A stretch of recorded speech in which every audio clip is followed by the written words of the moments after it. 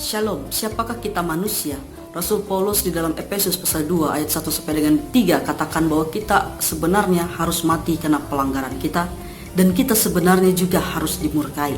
Kenapa demikian? Karena kita hidup di dalam pelanggaran, kita hidup di dalam keberdosaan, kita hidup sesuai dengan kehendak dunia, kita hidup di dalam kejahatan dan juga hawa nafsu, sehingga kemudian membuat hubungan kita dengan Allah kemudian terputus. Dan kita sebagai manusia yang berdosa tidak bisa menjembatani jurang pemisah antara kita dengan Allah yang begitu suci. Tetapi pada saat ini mari kita melihat keadaan kita, siapa sekarang kita. Ada satu hal yang luar biasa bahwa kita sekarang sangat dekat dengan Allah. Kita memanggil Allah dengan sebutan Bapa. Kita bisa menikmati karya pengorbanan Yesus Kristus. Kita mendapatkan pengasihan.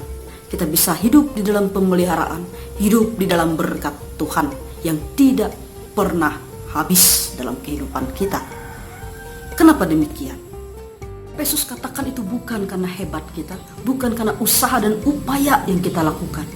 Sebab kita sendiri tidak bisa menjembatani hubungan antara kita dengan Allah dengan kekuatan kita sendiri. Harus ada sesuatu yang lain yang kemudian bisa menghubungkan antara kita dengan Allah. Nah, di dalam ayat yang keempat dikatakan bahwa segala sesuatu itu adalah karena kasih Allah melalui Yesus Kristus. Kasihnya berlimpah-limpah yang dilimpahkan kepada kita telah mengaruniakan Yesus Kristus. Kemudian pada ayat ke-8 dikatakan bahwa bukan hasil dari usaha kita, tetapi karena pemberian Allah.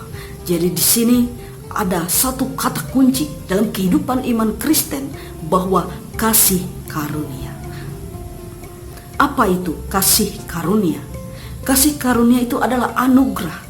Kasih karunia itu adalah pemberian, adalah ganjaran yang sebenarnya kita sebagai manusia sama sekali tidak layak untuk menerimanya, tetapi kita diberikan kesempatan untuk mendapatkannya. Ibu, saudara yang dikasihi Tuhan, mari kita bersyukur karena kita bisa ambil bagian dalam kasih karunia yang sudah diberikan oleh Allah melalui Yesus Kristus.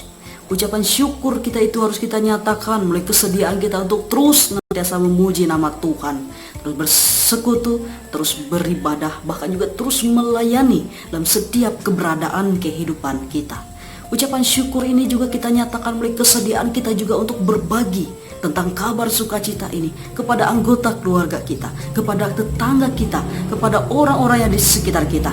Inilah ucapan syukur kita yang begitu nyata yang kita nyatakan kepada Tuhan. Dan biar Tuhan boleh terus senantiasa menolong kita di dalam kita mengikut Tuhan dengan setia. Amin. Shalom.